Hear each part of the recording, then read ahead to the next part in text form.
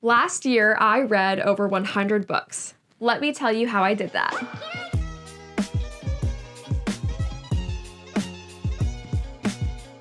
So my guess is you clicked on this video because at the top of your New Year's resolution list is to read more books. And I love that. I am very passionate about reading. Books bring me so much joy, and I would love for as many people to get into reading as possible. Some of the ideas in this video for reading more may not work for you, and that's okay.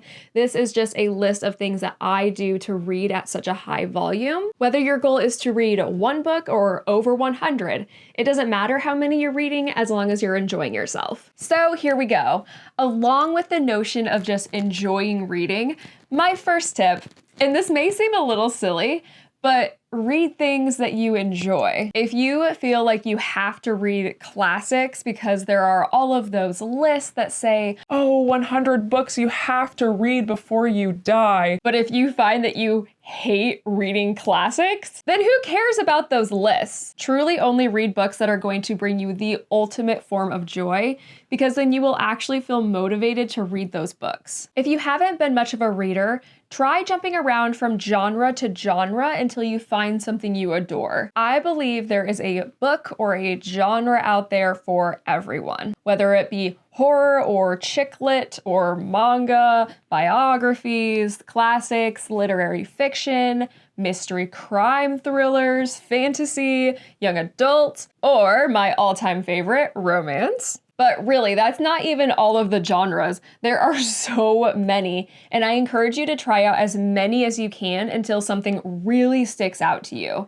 A book you truly enjoy will be one that you're staying up until 3 a.m. on a weeknight, or you're severely tempted to stay up that late because you cannot put the book down. The next tip that goes along with this is the power of DNFing, or did not finish. Seriously, if you are reading something you hate or that is just boring, stop. Just put it down. If you really want to know what happens at the end and you feel like you need to keep reading because of that reason, just look up some spoiler review or read the last few chapters to see what's up. Don't drudge through a book you aren't enjoying just to say you finished it. Life's too short to read books you hate. My next tip centers on accessibility. If you cannot afford to purchase books or you just straight up don't want to, if it's available in your area, please use your local library system. Libraries are amazing places, and if you haven't used this type of resource before, now is the time to start. The thing is, your local library wants you to use it. The more library cards they have in the system and the higher their checkout rate is, the more funding that they will get. They are a public service that is 100% free to use. Libraries also have great features like being able to check out DVDs, magazines. My local library even has a room where you can rent time to use their 3D printer. That's just crazy.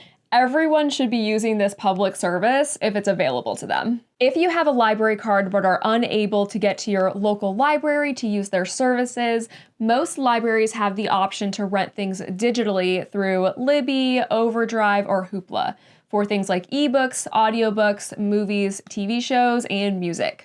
Also keep in mind, if your library doesn't have a book that you want to read, you can put in a request for your library to purchase it. I've done this many times with my library, and they usually get the book that I want within a week. And this also helps out the other patrons. I've had times where I've put in the purchase request and then I didn't have time to get to the library to check out the book. So then I ended up having to put the book on hold because other people found this book that I wanted the library to purchase and checked it out before me. I just love the idea that other people in my community are also wanting to check out a book that I asked my library to purchase. There are also some larger libraries, and I've linked them down below, who allow patrons to get a card even if you are in a different state. They just require an annual fee, and then you can borrow from their digital library.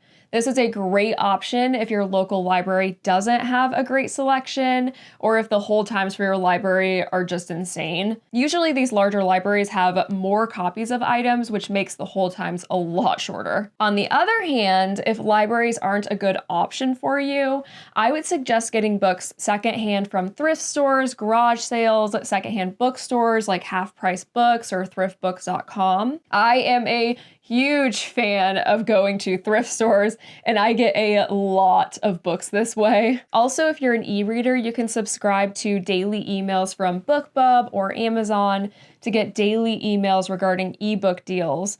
And with these emails, you can score ebooks for a couple of bucks a piece or for free when they're on sale. Or another option is if you go to the Kindle store and just type in free Kindle ebooks, a whole list of free books will just come up, and you'll also have a list of ones that are on sale. So that's really exciting, and that's a great way to discover new authors or get books literally for free, and you can try reading them and it doesn't matter if they're bad because they were free. Also, if you have a very specific book that you have your eye on through the Kindle store, you can put it in a list, and then you'll get notified when it goes on sale. Ooh, also, Kindle Unlimited is great, especially if you're a romance fan. If you want to know how Kindle Unlimited is, I do have other videos about that service that I'll link below. Okay, next tip. So earlier in my love for libraries rant, I mentioned audiobooks. Guys, if you've never listened to an audiobook before, you are missing out. I will admit that some narrators with audiobooks can be hit or miss in my opinion. And if the narrator isn't doing it for me, like if they're not doing that good of a job, I can't get into the book. But a well-read audiobook is one of the most amazing things ever. You can listen while driving, working out, doing chores, getting ready for the day. Endless possibilities. And if you rent an audiobook through Libby or Overdrive with your library, you can listen for free from your phone. So basically you can listen to it anywhere. You also have the option to use Audible, or sometimes there are audiobooks available on YouTube even. So with ending this video, my biggest tip and 100% the biggest reason as to why I'm able to read so much is that my reading replaces my phone usage. I have been able to replace my doom scrolling habit with reading. No longer when I have a free moment do I scroll through social media or news apps.